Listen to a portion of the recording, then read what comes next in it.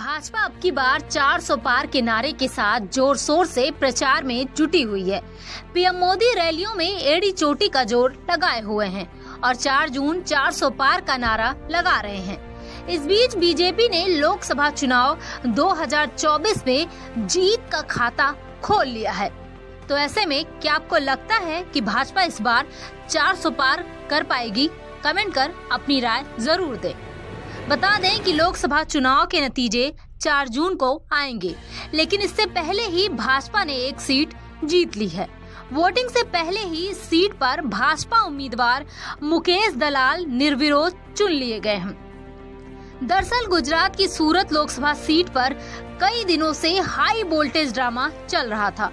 कांग्रेस प्रत्याशी नीलेश कुंभानी के फॉर्म को लेकर बीजेपी की ओर से आपत्ति दर्ज कराई गई थी।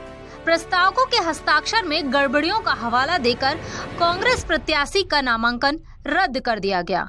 वहीं बसपा प्रत्याशी प्यारेलाल ने अपना फॉर्म वापस ले लिया, जिसके बाद इस सीट पर बीजेपी प्रत्याशी को निर्विरोध निर्वाचित घोषित कर दिया गया है। बता दें कि सूरत सीट पर कांग्रेस उम्मीदवार का फॉर्म रद्द होने के बाद कुल 9 उम्मीदवार मैदान में थे, जिनमें से निर्दलीय समेत 7 उम्मीदवारों ने अपना फॉर्म वापस ले लिया, जिसके बाद बीजेपी उम्मीदवार के खिलाफ कोई प्रतिद्वंदी नहीं रहा और इस तरह से बीजेपी उम्मीदवार मुकेश दलाल की जीत हो गई। इसके साथ ही लोकसभा चुनाव 2024 में सूरत देश की पहली निर्विरोध सीट बन गई है।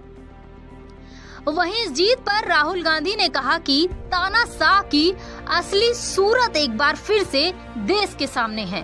उन्होंने कहा कि जनता से अपना नेता चुनने का अधिकार छीना जा रहा है।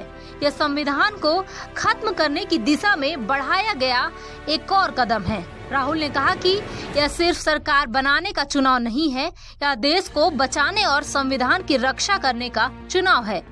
कांग्रेस ने चुनाव आयोग से अपील की है कि वह स्वतंत्र और निष्पक्ष चुनाव की मर्यादा कायम रखने के लिए सूरत के चुनाव को खारिज कर फिर से चुनाव कराए। अब देखना होगा कि क्या चुनाव आयोग कांग्रेस की मांग मानती है या बीजेपी प्रत्याशी की जीत बनी रहती है।